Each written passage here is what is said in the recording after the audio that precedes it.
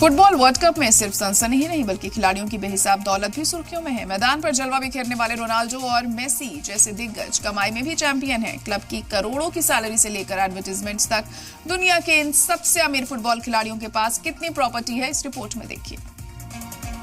जहां एक तरफ फुटबॉल का रोमांच अपने उरूज पर है, वहीं दूसरी तरफ दुनिया के इन दिग्गज खिलाड़ियों की बेहिसाब दौलत भी हर किसी को हैरान कर रही है।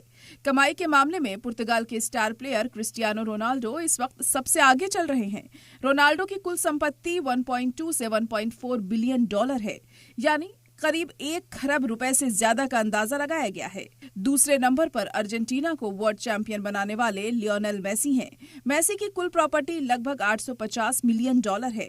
ब्राजील के फॉरवर्ड खिलाड़ी नेमार तीसरे नंबर पर हैं। इस समय नेमार की नेटवर्थ 450 से 500 मिलियन डॉलर के बीच है। इसके अलावा फ्रांस के युवा स्टार किलियन एम्बापे भी सबसे महंगे खिलाड़ियों की लिस्ट में हैं। एम्बापे की कुल संपत्ति 250 मिलियन डॉलर के बीच मानी जा रही है।